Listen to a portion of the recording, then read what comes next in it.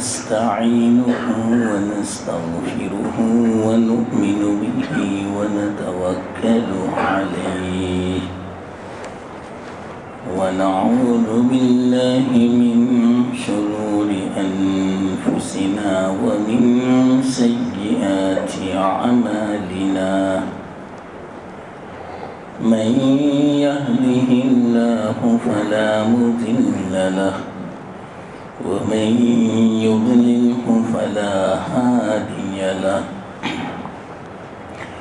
ونشهد أن لا إله إلا الله وحده لا شريك له ونشهد أن سيدنا ومولانا محمدا عبده ورسوله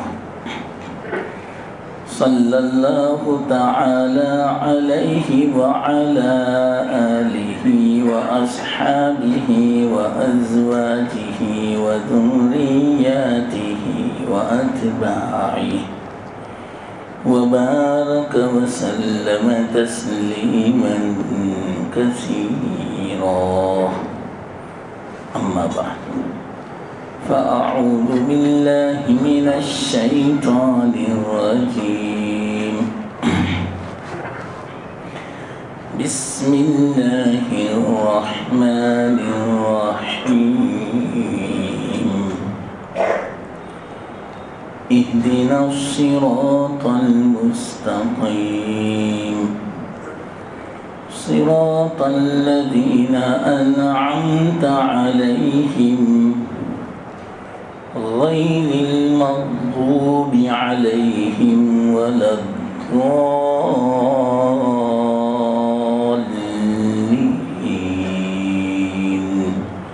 آمين صدق الله العظيم. محترم دوستو بزرگوں، صراط مستقیم کی ہدایت، اس میں کن کن چیزوں کی ضرورت پڑتی ہے؟ بعض مرتبہ،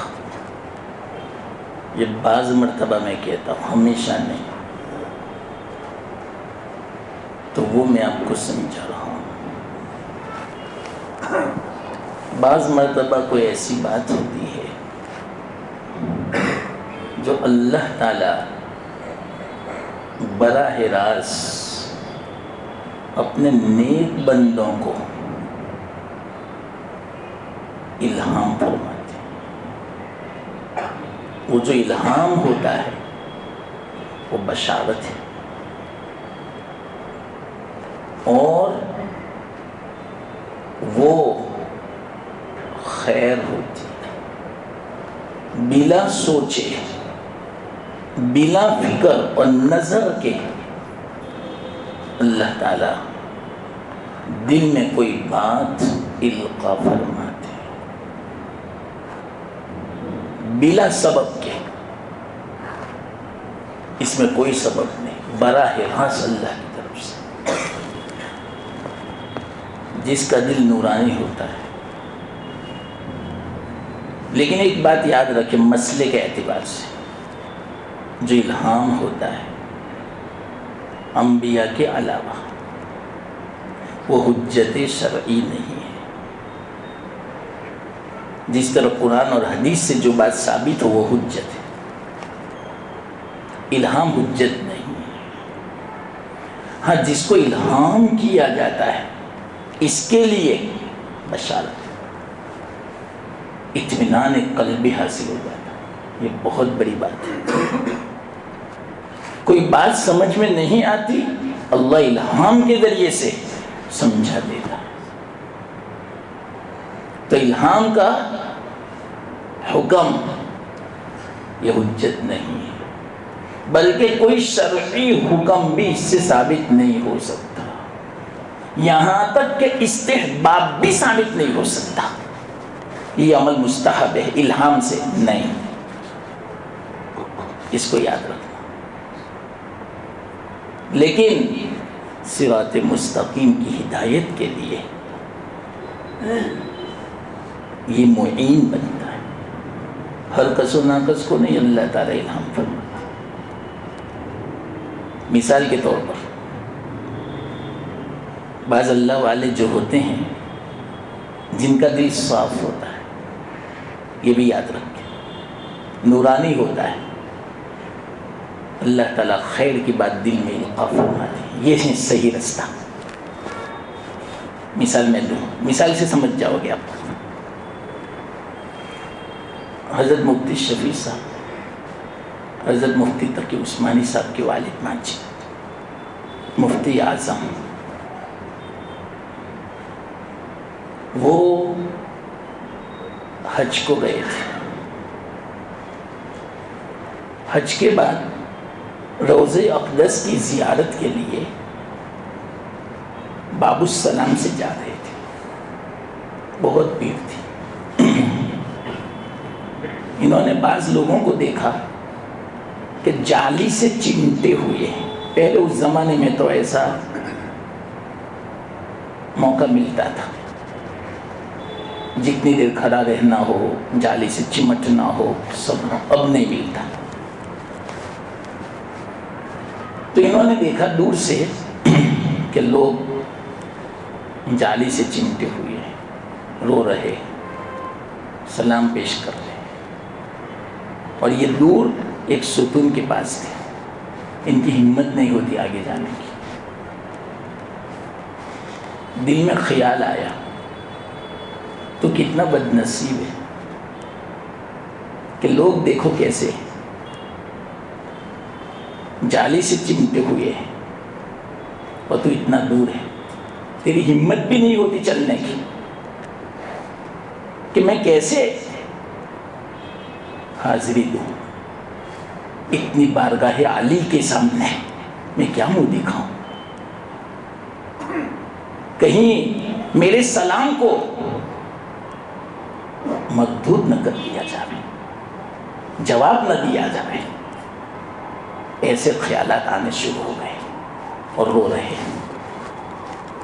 اللہ والے تھے، اللہ نے دستگیری فرمائی۔ ایسے وقت الہام ہوا، حضرت خود فرماتے ہیں، یہ بات اپنے بیٹے مفتی تقی عثمانی صاحب کو کہی کہ بیٹا ایسا ہوا۔ مفتی تقی عثمانی صاحب خود نقل فرماتے ہیں کہ ابا نے کہا، گیپ سے آواز آئی، حاطف غیبی اس کو بولتے ہیں، ایسا لگا کہ روضہ اقدس میں سے آواز آئی۔ میں نے سنی، ہر کا سنا کر سن بھی نہیں سکتا، یاد رکھنا اس بات کو، اللہ جس کو سنا رہے۔ آواز آئی کہ آپ فکر مت کرو، مجھ سے قریب تو وہ ہیں جو سنتوں پر عمل کرتا ہے، اور جو سنتوں پر عمل نہیں کرتا چاہے وہ میری جالی سے چمٹا ہوا ہے لیکن مجھ سے دور ہے وہ، اور جو سنتوں پر عمل کرتا ہے چاہے وہ دور ہے مجھ سے قریب ہے۔ یہ آواز آئی، انشاء ہو گیا، خوشی خوشی میں آگے بڑھا اور سلام پیش کیا، ورنہ وہ فرماتے ہیں مجھ سے ایک قدم آگے نہیں بڑھ سکتا تھا۔ آواز آنے کے بعد اطمینان ہو گیا۔ دیکھو یہ ہے اللہ کی طرف سے الہام، تو اس سے بھی ہدایت مل جاتی ہے، سکون ہو گیا۔ ورنہ بعض مرتبہ ایسی حالت غالب آ جاتی ہے کہ قریب بھی نہیں جاتا اور اپنے آپ کو مردود سمجھتا ہے، اور ایسی حالت ہو جاتی ہے، اس کو قبض کی حالت بولتے ہیں، انقباض، نا امید جیسا ہو جاتا ہے آدمی، لیکن اللہ دستگیری فرماتے ہیں۔ یہ الہام اللہ کی طرف سے من جانب اللہ ہوتا ہے، اللہ کے رسول صلی اللہ علیہ وسلم فرماتے ہیں میری امت میں اگر کوئی ملہم ہے، پہلی امتوں میں تھے، میری امت میں اگر کوئی ملہم من اللہ ہے، محدث من اللہ ہے، تو وہ عمر ہے۔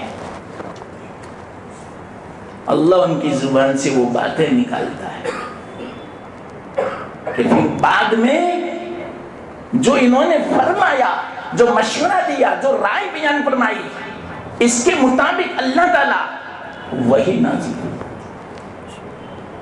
یہ تو اللہ کے رسول صلی اللہ علیہ وسلم کا زمانہ تھا، اس لیے وہی نازل ہوتی تھی تائید کے لیے۔ اب وہی کا زمانہ نہیں ہے، تو تائید نہیں ہوگی وحی کے ذریعے سے، ہاں اطمینان ہو جائے گا، انشراح ہو جائے گا۔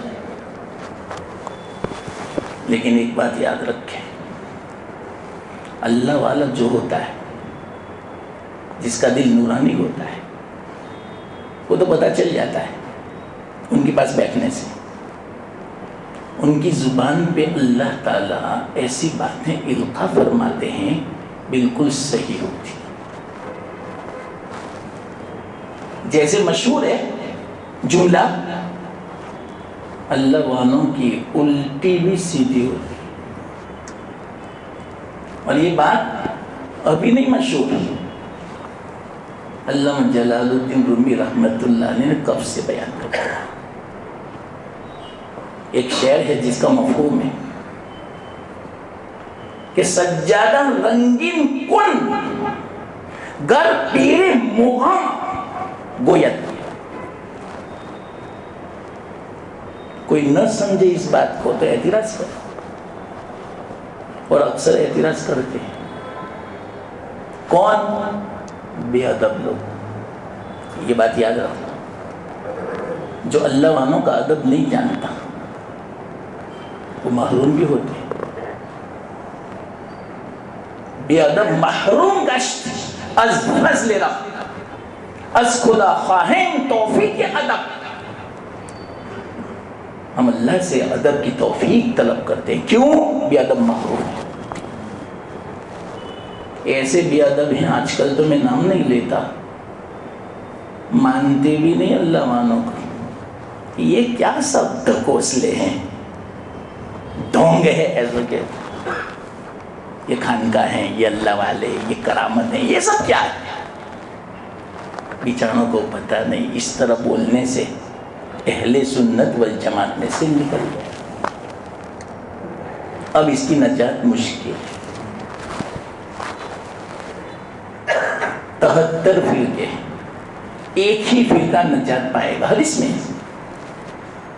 اللہ کے رسول فرماتے ہیں 72 فرقے جہنمی ہیں، حدیث میں ہے یہ بات۔ پوچھا کون ناجی، کون نجات پانے والا؟ ما انا علی و اصحابی، میں جس طریق پر ہوں، میرے صحابہ جس طریق پر، وہ نجات۔ صحابہ کی کرامتیں ہیں، نہیں کرامت کا انکار نہیں کر سکتے آپ، حدیثوں میں ہیں۔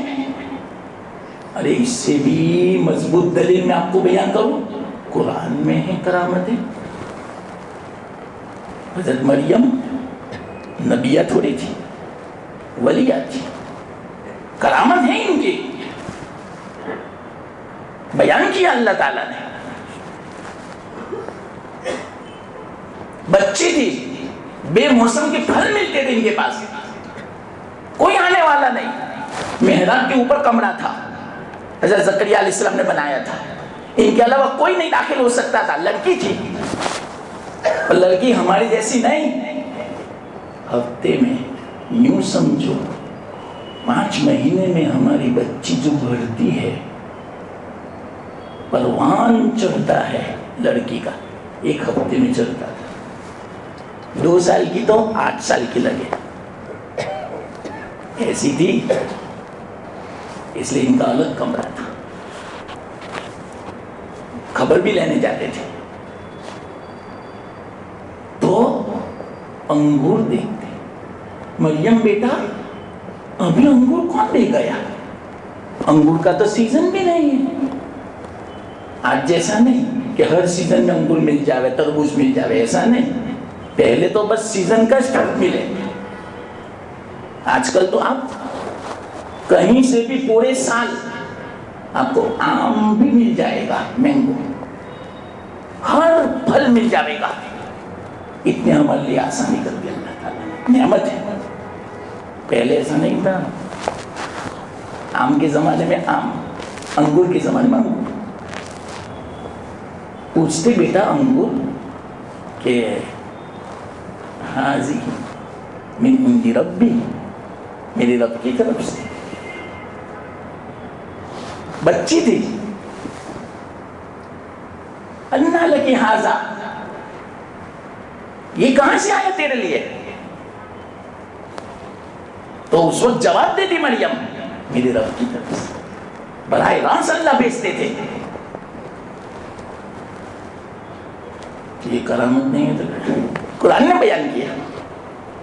کرامت کسے کہتے ہیں؟ خرق عادت چیز عام طور پر عادتاً نہ ہوتا ہو. خرق عادت, اس کا معنی عادتاً نہ ہوتا ہو, عادت کے خلاف ہو. خرق عادت کا معنی آگ جلاتی ہے, یہ عادت ہے, اللہ کی سنت ہے. عادت کا معنی سنت اللہ, قانون ہے. لیکن آگ آپ انگلی ڈالیں, نہ جلاویں, یہ ہے کرامت. یہ کرامت. جیسے ایک مثال میں, یہ تو میں نے مثال دی, لیکن واقعی سے میں سناؤں. انگریز کا زمانہ تھا.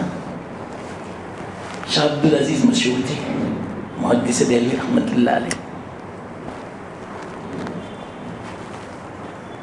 تو اس زمانے میں ایک پادری آیا تھا, اور جو نمینا بازار ہے مشہور, وہاں وہ اعلان کر رہا تھا, زور زور سے چیلنج کر رہا تھا, ہے کوئی میرا مقابلہ کرنے والا؟ میں حق پر ہوں, میرا دین حق ہے, میری کتاب انجیل حق ہے کوئی مقابلہ کرے؟ میں اپنی انجیل آگ میں ڈالتا ہوں, آپ اپنا قرآن آگ میں ڈالو. آپ جس کو جلاوے وہ بات ہے, اور نہ جلاوے وہ حق. کسی کی ہمت نہیں جواب دینے کی.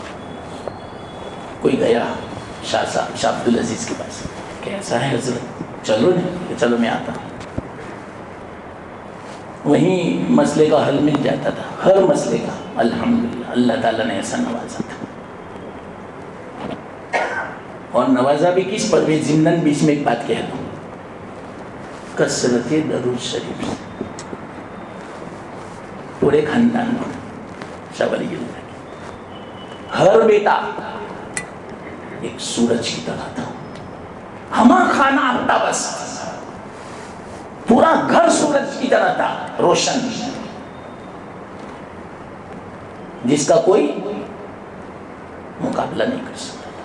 شاہ عبد القادر ان کے بیٹے, شاہ رفیع الدین ان کے بیٹے, شاہ عبد الغنی ان کے بیٹے, شاہ عبدالعزیز ان کے بیٹے. 4 بیٹے تھے, ہر ایک اپنی جگہ پر سورج کی طرح ایسا روشن, فائدہ پہنچانے کے اعتبار سے, علم کے اعتبار سے پورا گھرانہ ایسا.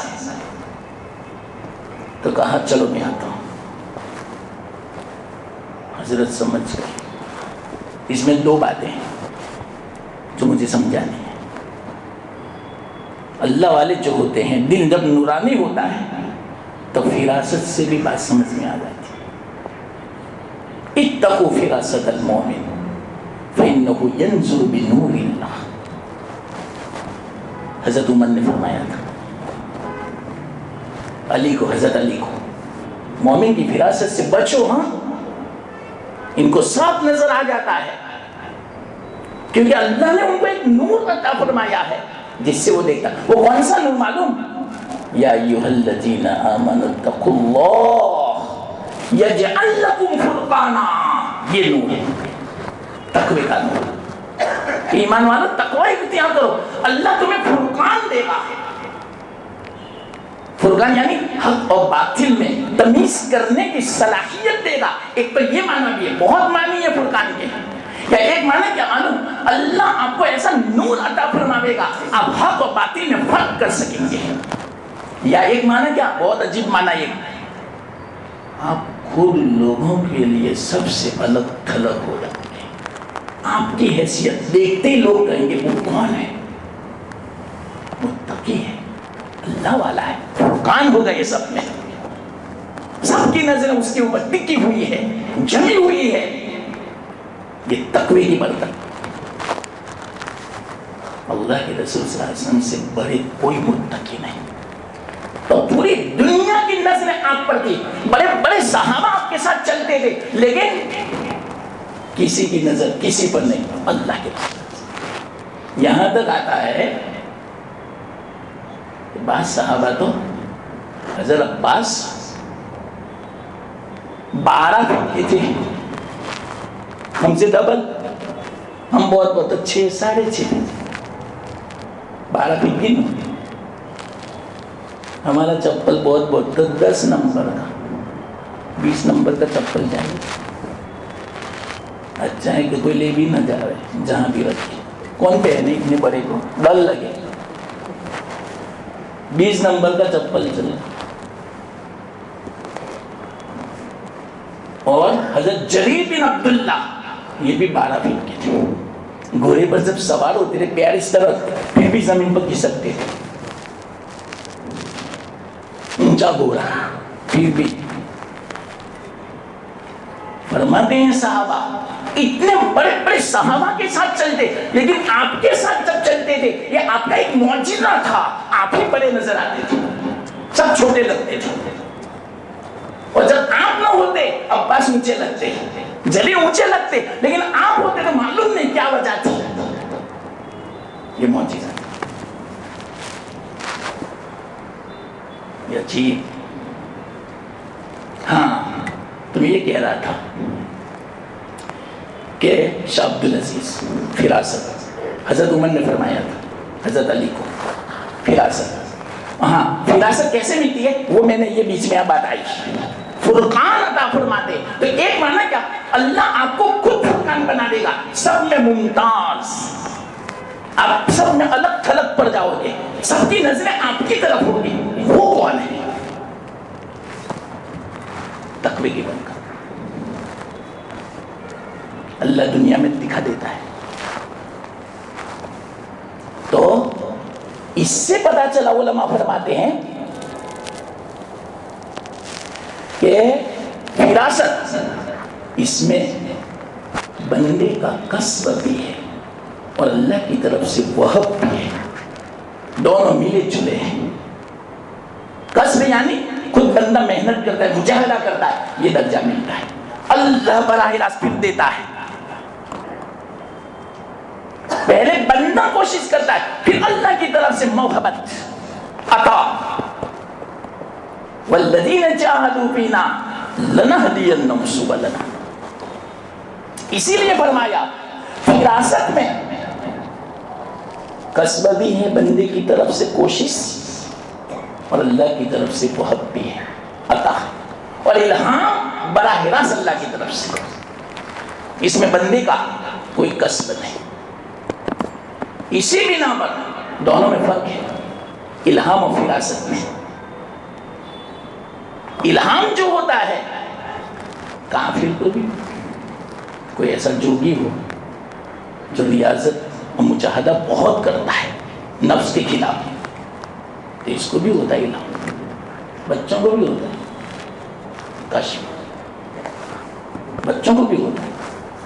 حضرت مجدد الفسانی رحمت اللہ علیہ کے 2 صاحبزادے تھے، خواجہ معصوم، خواجہ محمد سعید. بچے تھے لیکن کیسا کشف. یہاں اللہ دنیا میں ان کو بتا دیتا تھا کہ کون جنتی ہے کون جہنمی ہے.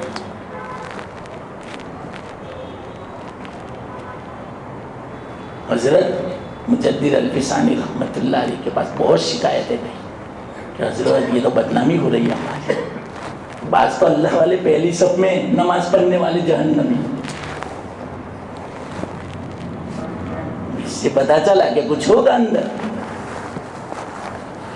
بہت سمجھنے کی باتیں ہیں یہ، سرسری باتیں نہیں ہیں یہ سب، بہت گہری باتیں ہیں. کیا ہے اس میں وجہ؟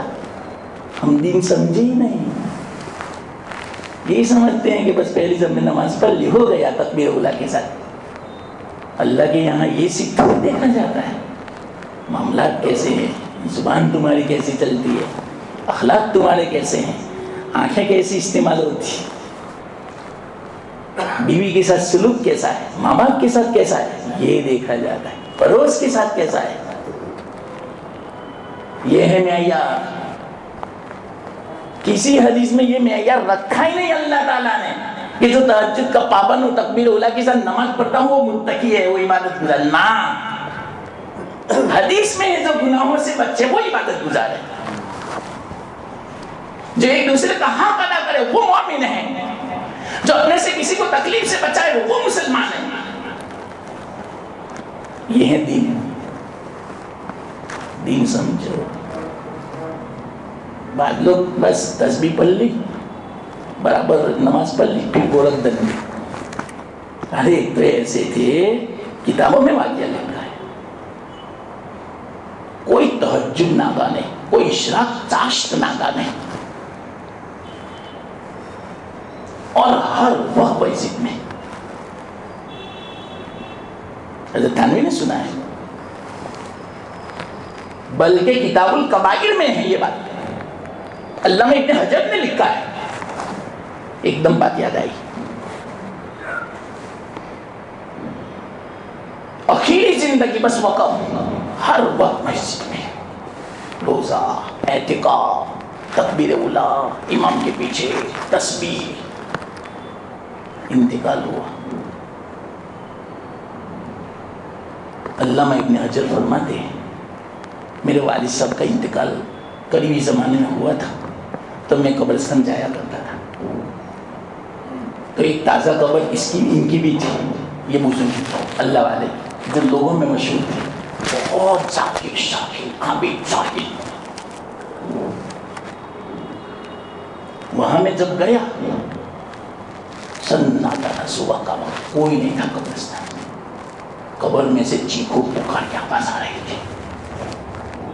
قبر میں سے آوے مسلمانوں سمجھو اکیلے سنا ہے،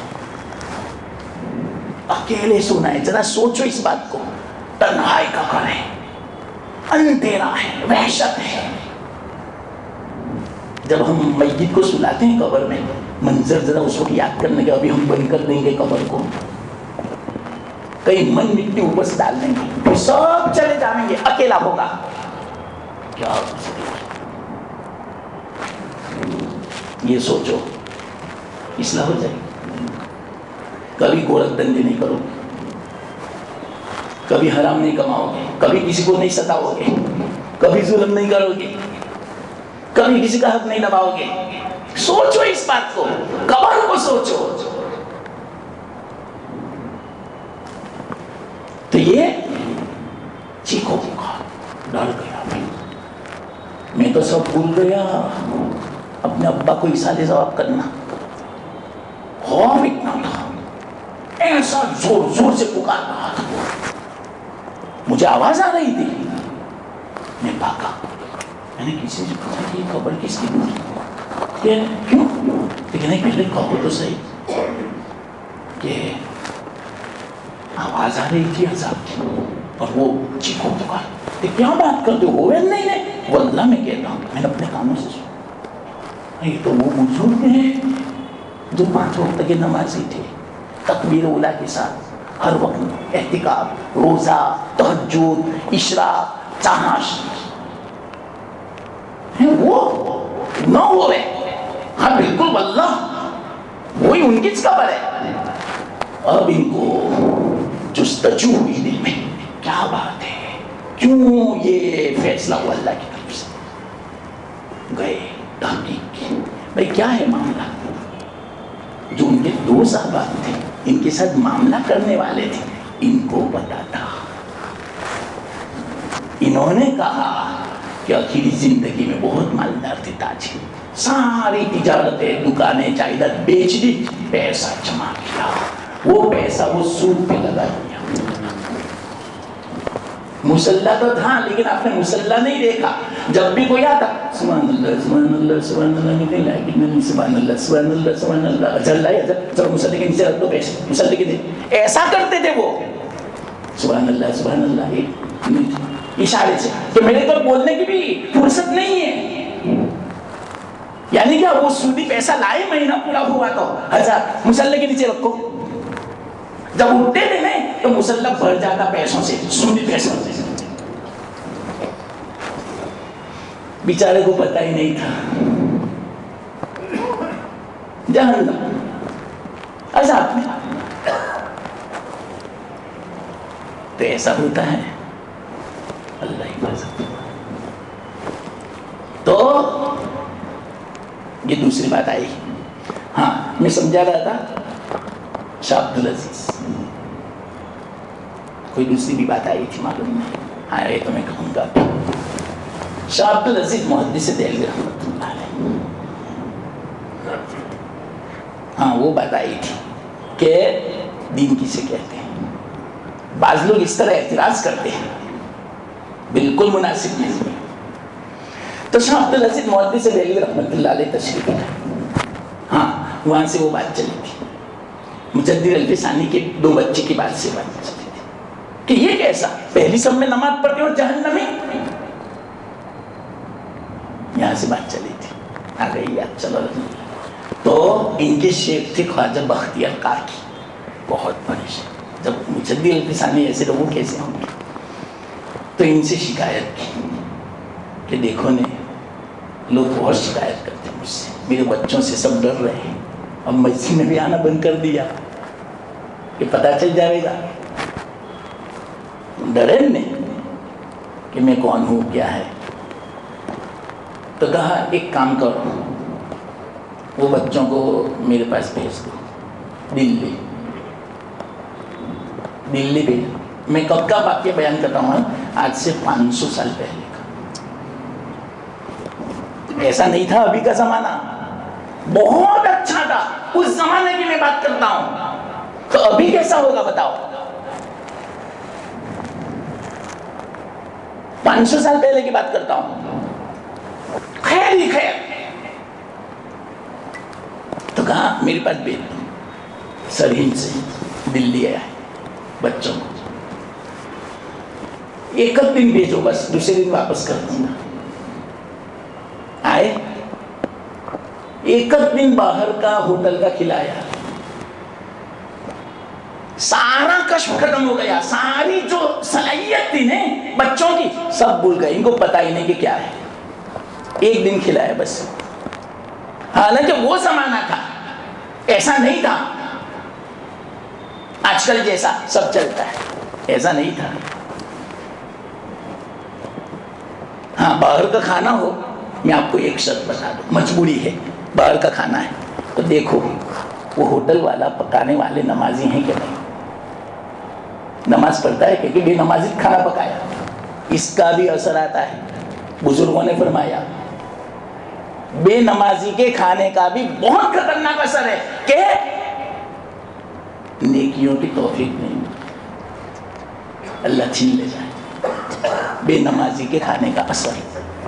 تو بس آگے بھی یہ سوچو کہ اپنی بیوی بے نمازی ہو, اگر اپنی بہن ماں وہ اگر کھانا پکتے اس کا اثر پڑے گا. ہاں یاد رکھنا, گھر میں جھگڑے ہوں گے, برکت نہیں ہوگی, نیکیوں کی توفیق نہیں ہوگی. اس لیے یہ تو خاص بہت مؤثر ہے یہ. تو باہر کا کھانا ہو, مجبوری ہو تو, لیکن یہ شخص نمازی ہے کہ نہیں پکانے والا, طہارت کا خیال کرتا ہے کہ نہیں, اور حلال حرام کا خیال کرتا ہے. آج نہیں کرتے, میں کہتا ہوں گارنٹی کے ساتھ جاؤ, جہاں تک مجھے پتا چلا ہے نہیں کرتے خیال.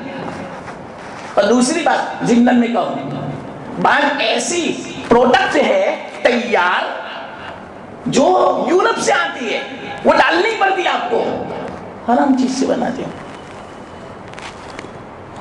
سور کی چربی سے بناتے ہیں. کتنی چیزیں ہیں ان کا کوڈ دیکھ لینا. یہ تو اچھا ہوا کہ ہمارے پاس بیچارے لوگوں نے محنت کی اور سب راز فاش کر دیا.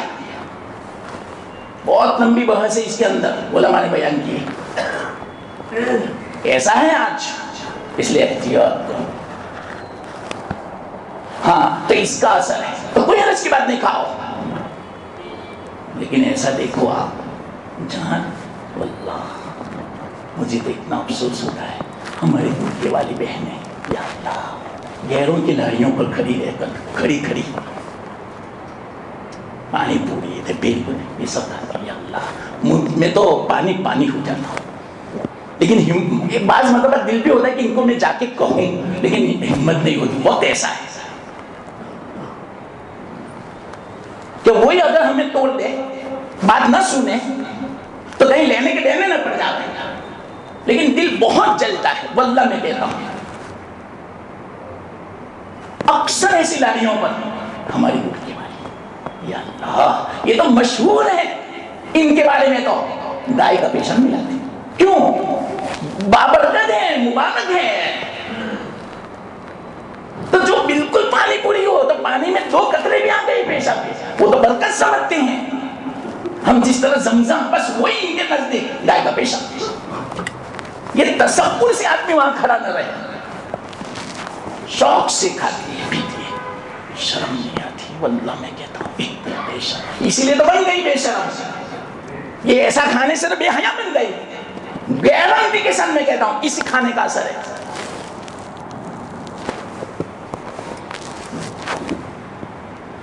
بہت خراب اثر ہے، غیروں کے ساتھ میں چلی جاتی ہے نا، یہ اثر ہے. یاد رکھنا، ایک بات یاد آئی میں کہہ دوں، مجدد الفسانی کی یہ بات ادھوری ہے. مجدد الفسانی رحمت اللہ علیہ کے ایک خادم تھے، بہت خدمت کرتے تھے. ان کے بھائی کا موت کا وقت قریب آیا، قریب الموت تھے، بہت بے چین تھے. خادم صاحب نے کہا حضرت میرا بھائی قریب الموت ہے، گھر تشریف لائے، توجہ فرما دے. آپ حضرت کی توجہ مشہور تھی. عجیب و غریب واقعات ہیں مجدد الفسانی کا. اللہ تعالیٰ 1000 سال میں ایک ایسی شخصیت پیدا کرتا ہے. 1000 سال کے بعد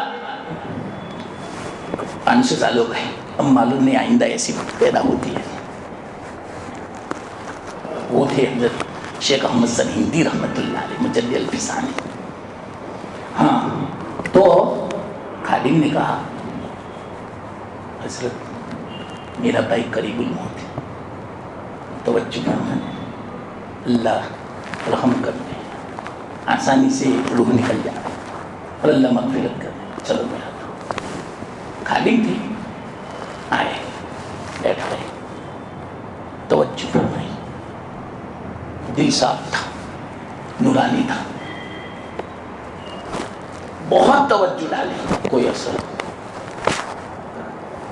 بہت کوشش کی، کوئی اثر. خادم سے کہا معلوم نہیں کیا وجہ ہے، یہ پہلا ایسا موقع ہے کہ اتنی میں توجہ ڈالتا ہوں کوئی اثر نہیں ہوتا. حضرت کیوں؟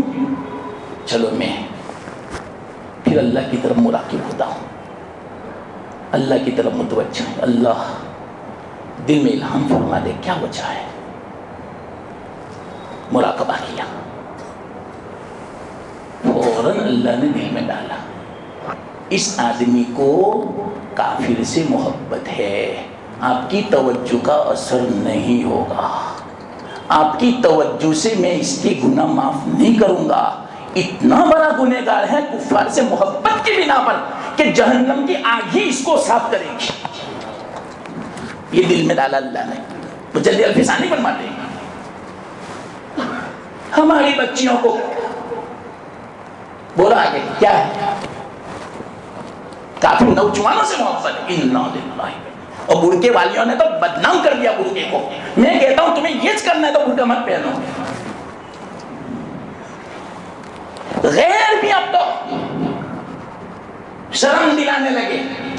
مجھے پتا چلا غیر عورتیں کہ ان مسلم بچیوں نے، لڑکیوں نے تو ہمارے سماج کو برباد کر دیا، ہمارے نوجوانوں کو خراب کر دیا. بعض جو غیر مسلم ہے، جو تھوڑی حیا والی ہے، وہ یوں کہتی ہے یہ پردہ تمہیں سکھاتی ہے، اللہ کے واسطے میں یہ کام کرنا ہے، دھندے گورکھ دھندے، پردہ اتار دو. یہ پردے کے آڑ میں تم کیوں ایسا دھندا کرتے ہو؟ تم اپنے مذہب کو بھی بدنام کرتی ہو اور اپنے پردے کو بھی بدنام کرتی ہو، اپنے ماں باپ کو بھی رسوا کرتی ہو. غیروں نے کہا یہ کیوں؟ یہ کھانا ان کے ساتھ جائے گی. پھر خیال رکھو اپنی بچیوں کا، بچوں کا. اتنی خطرناک چیز ہے یہ کفار سے محبت. ہاں تم خدمت کرو، مدد کرو، جائز ہے. اخلاق سے پیش آؤ، جائز ہے. معاملات کرو، جائز ہے. تجارت کرو، لین دین سب جائز ہے. لیکن موالات جائز نہیں ہے. یاد رکھنا مدارات جائز ہے اور مواسات جائز ہے. ہمدردی، کوئی غریب ہندو، کوئی حرج کی بات نہیں. آپ پریشان ہو، مدد کر دیا. بیمار ہے، لو پیسے، علاج کرو. بھوکے ہیں، لو کھانا. ہمدردی ہوئی، مواسات، کوئی حرج کی بات نہیں. مدارات، خاطر مدارات. آئیے آئیے دمشق پہ آئیے، لاؤ بھائی چائے لاؤ، ٹھنڈا لاؤ. اس کو خاطر مدارات کہتے ہیں. دل میں نہیں. آپ تو ہماری بچیاں، نا مجھے تو بہت پیار ہے اس سے، دل میں ہے، بہت محبت ہے مجھے تو، میرا جگری دوست ہے یہ تو. گئے کام سے، گئے کام سے. یا ایھا الذین آمنوا لا تتخذوا عدوی وعدوکم اولیاء. اللہ بنا میرے دشمن ہے یہ اور تمہارے بھی دشمن ہے، خبردار ان کو تم نے ولی بنایا، دوست جگری. یاد رکھنا ایک بات، یہ مت سمجھنا میری تھوڑی بچی ہے، اپنی بچی سمجھو. غم کرو اس بات پر، دعا کرو اللہ سے، اور جتنا ہو سکے آپ اتنا کرو. سمجھی یا نہیں سمجھی؟ تو دیکھو اس سے الہام بھی سمجھ میں آیا. اللہ نے براہ راست ڈالا. ہاں تو میں فراست کی بات کر رہا تھا، شاہ عبد العزیز کی. تو وہ پادری چیلنج کر رہا تھا. مسلمان بیچارے عام تھے، عاجز تھے. شاہ صاحب کو بلایا، کیسا ہے؟ تو کوئی حرج کی بات میں آتا ہوں. اللہ نے دل میں فراست کا نور دیا تھا. دیکھو اس میں اپنا کسب، اپنی کمائی، اپنی محنت اور اسی طرح اللہ کی طرف سے دین، دونوں چیزیں ہیں. فوراً سمجھ گئے، میں سمجھ گیا. ایک کام کرو، پادری سے کہا آپ انجیل آگ میں ڈالیں، یہ بھی اللہ کی کتاب ہے، اللہ کی نسبت ہے، اور میں کلام مجید کو آگ میں ڈالوں، یہ ادبی لگتی ہے. ایک شکل ہے، میں اپنے قرآن کو سینے سے لگاتا ہوں، آپ اپنی انجیل کو سینے سے لگا اور دونوں آگ میں کود پڑے. آگ جس کو جلاوے وہ باطل اور جس کو نہ جلائے وہ حق پر. اتنا کہنا تھا کہ بھاگا، انجیل لے گا. لوگوں نے آواز پکڑو پکڑو اس کو، بدماش کو، وہ گمراہ کرنے آیا تھا.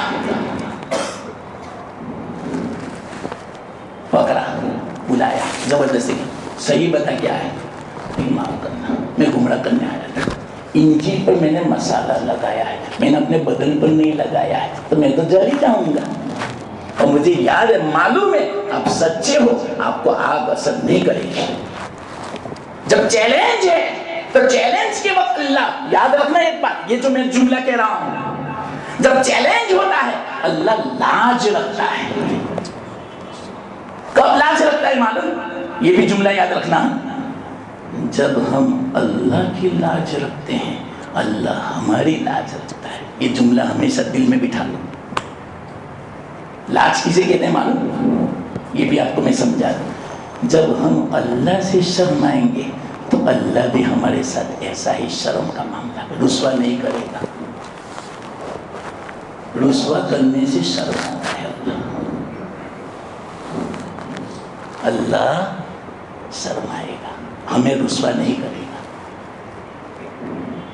हम जब अल्लाह से शर्म करेंगे, क्या मतलब अल्लाह से शर्म करने का? क्या मतलब? चलो एक मिसाल से मैं समझाऊं। बाप हमारे सामने हो, माँ हमारे सामने हो, बीवी बच्चे हमारे सामने हो, तो किसी अजनबिया को घूर घूर के देखेगा उसको, या गलत हरकत करेगा उसके साथ? क्यों? ये सब देखते हैं। अरे हो सकता है कि इनको पता ना चले, अल्लाह तो हर वक्त साथ में। ये तसव्वुर होता तो वो देखता। तो आपने कोई अल्लाह की शर्म रखी और गुनाहों से बचे, अल्लाह आपकी लाज रखेगा। अब सुनो, इस पर मैं एक वाक़या से बात सुनाऊं। एक नसरानी मजूसी था और एक मुसलमान, दोनों को सफर था, दोनों जा रहे थे। रास्ते में मालूम नहीं क्या हुआ, लंबा वाकया है, लेकिन असल दूसरी बात मैं सुना देता हूं, बस ये अगवा है।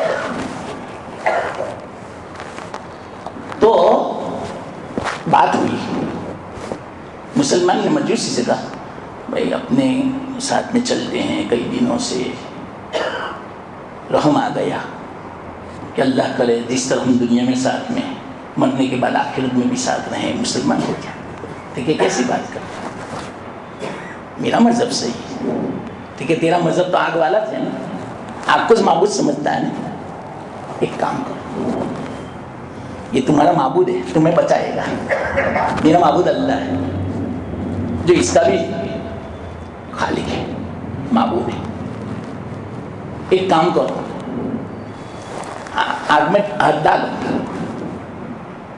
अगर आग आपको न जलावे तो बात सही है कि ये तो मेरा बंदा है, और माबूद अपने बंदे को तकलीफ नहीं देता, अज़ाब नहीं देता, तो आपका माबूद है आग, तो आप हाथ डालो इसमें, चलो। अगर जला देवे तो मानो कि सही नहीं, और हिम्मत नहीं होती, लेकिन मैं भी डालता हूं। मुसलमान ने कहा, अब इस वक्त चैलेंज, ये मैं ये जुमला समझा रहा हूं, चैलेंज कर रहा है मुसलमान। इसको यकीन था अल्लाह मेरी लाज रख लेगा इस्लाम की, मुसलमान की। क्यों? अभी इस्लाम और दूसरे मजहब का मुकाबला है और अल्लाह ही मतलब कि फैसला करेगा, इनको यकीन था। वो हाथ नहीं डाला, जबरदस्ती हाथ पकड़ा और खींच आग में ले गया, जबरदस्ती। दोनों का हाथ नहीं जला,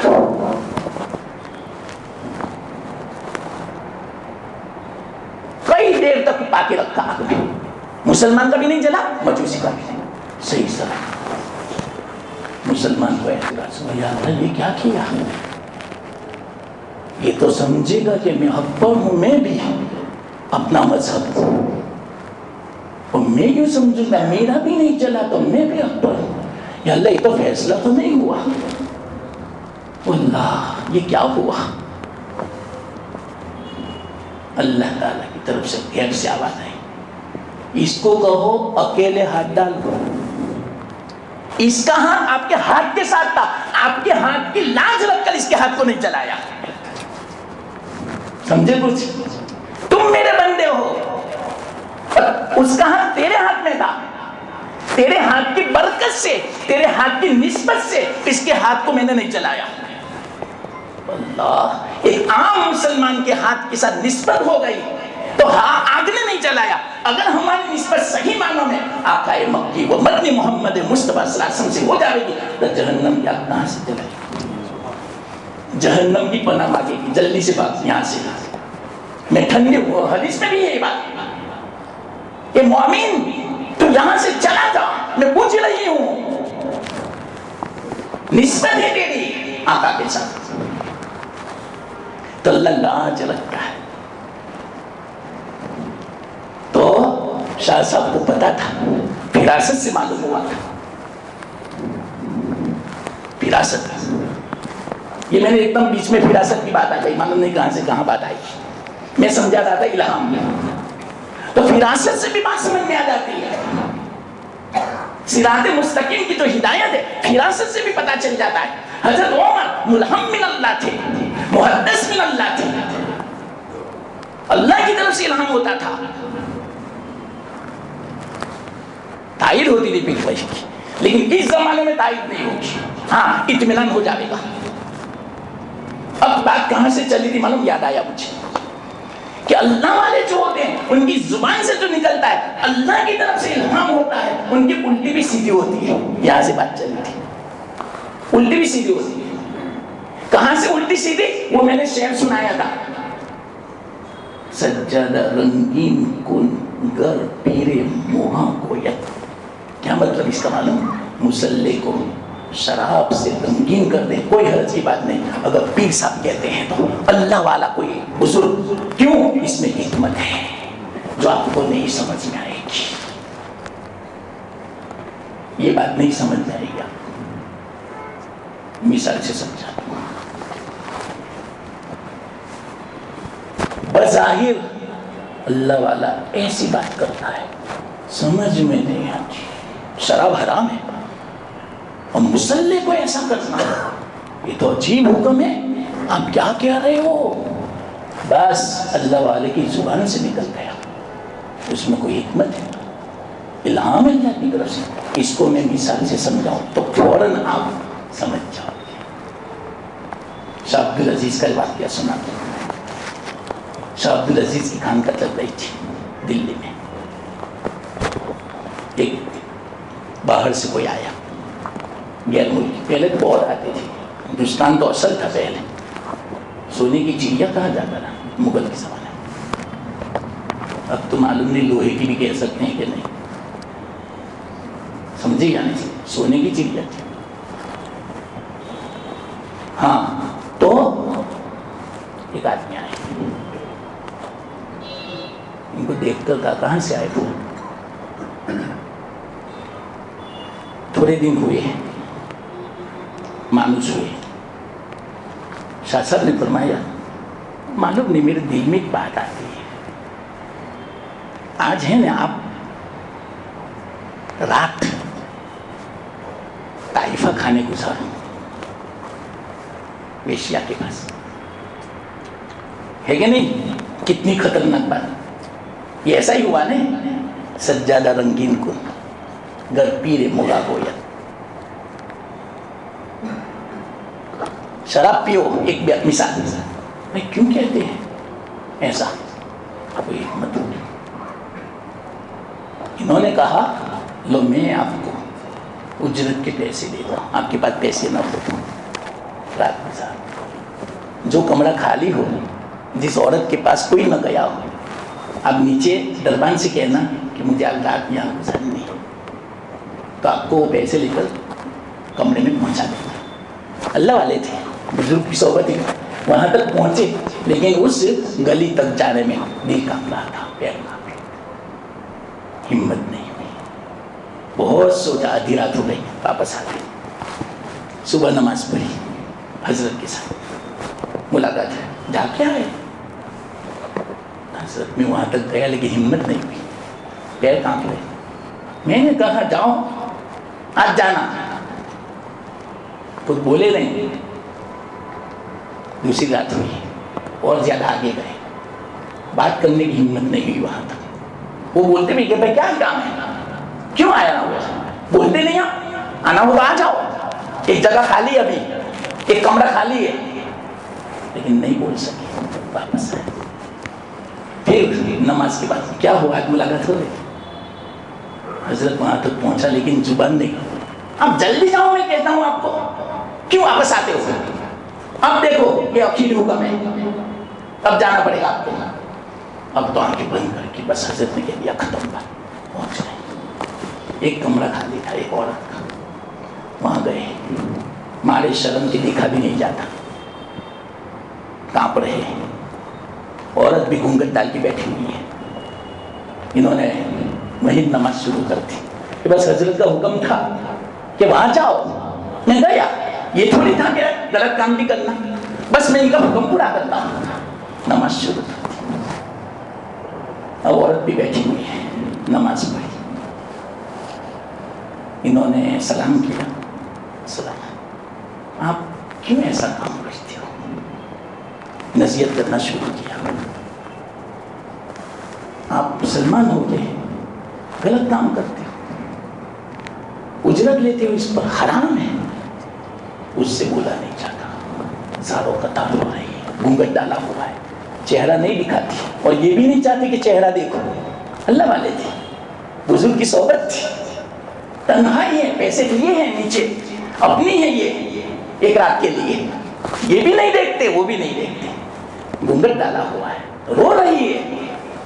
اخیر میں تھوڑی ہمت ہوئی بولنے کی. انہوں نے کہا عورت نے، میں ایسی نہیں ہوں، میں ویشیا نہیں ہوں، 3 دن ہوئے ہیں میرے آنے کو. اگر سننا عجیب بات، کیا کہا؟ 3 دن ہوئے میرے آنے کو. میں تو ایک ملک سے آ رہی تھی، کشتی ٹوٹ گئی، ایک تختے پر میں سوار ہو گئی. وہ تختہ جہاں مجھے لے کر چلا، کئی دنوں کے بعد سمندر کی تھپڑوں میں کبھی ادھر کبھی ادھر، تو یہ کوئی مجھے شہر نظر آیا. یہاں میں اتری، جیسے میں کنارے پر اتری، کوئی آدمی کھڑا تھا کہ کوئی عورت آ رہی ہے. مجھے اس نے پکڑ لیا اور پکڑ کے سیدھا 3 دن ہوئے یہاں مجھے بیچ دیا.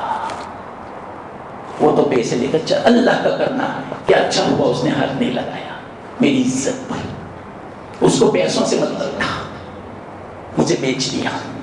اور انہوں نے خرید لیا، خرید دے مجھے کمرہ دے دیا. 3 دن سے آئی ہوں. تو کہا کون؟ چہرہ دکھاؤ. تو چہرہ دکھا. انہوں نے بھی دیکھا، انہوں نے بھی دیکھا. اوہو، کون میں ہوں؟ پہچانتے ہو؟ گلے لگ گئے دونوں. تم تو میری بیوی ہو. بیوی بھی شوق سے گلے لگ گئے. اوہ میرے شوہر، آپ کیسے یہاں آئے؟ آپ کیسے بچے؟ میرا پورا خاندان تھا کشتی میں. دیکھیں میں بھی کئی دنوں سے آ گیا ہوں، میرا دفتر جلدی سے آ گیا یہاں پر. تو میں نے یہاں پوچھا کوئی اللہ والا ہو تو ان کے پاس بیٹھو. تو میں 10-15 دن ہوئے، میرا دفتر یہاں لگ گیا دلی میں. تو صاحب لذیذ ہے کہ انہوں نے 3 دن سے مجھے اصرار کیا، جلدی جاؤ آپ پیشہ خانے. میں کہتا ہوں بس اللہ نے میرے دل میں یہ بات ڈالی. کاش کہ میں پہلے دن آ جاتا، تو پہلے دن اپنی ملاقات ہو جاتی. بیوی تھی، دونوں نیک تھے، اللہ نے بچا لیا. اب نئی زندگی. اب آپ ہی بتاؤ، وہ تو یہ سمجھے میری بیوی بچے سب ہلاک ہے، بیوی تو مل گئی. بیوی کیا سمجھتی میرا شوہر ہلاک ہے، شوہر بھی مل گیا. کیا خوشی ہوئی کہ بتاؤ. الفاظ نہیں ہے میرے پاس. کتنی دل سے دعا نکلی ہوگی شاہ صاحب کے لیے. اس کو بولتے الہام، براہ راست من جانب اللہ ہوتا ہے. دیکھا، یہ بھی صراط مستقیم کی ہدایت ہے. کیسی ہدایت کی اللہ نے؟ سیدھے رستے پہ. بظاہر الٹا رستہ تھا، الٹی تھی، سیدھی کر دی نا اللہ نے. یہ الہام ہوتا ہے، یہ اللہ کی طرف سے ہوتا ہے براہ راست. ایک اور واقعہ لیکن ہم بچ گیا، یاد آیا تھا. خیر جو بھی ہو، اللہ نے جو کہنے کی توفیق بھی اللہ قبول فرمائے، اور ہم سب کو اللہ تعالیٰ صراط مستقیم کی ہدایت دیں. وآخر دعوانا الحمدللہ.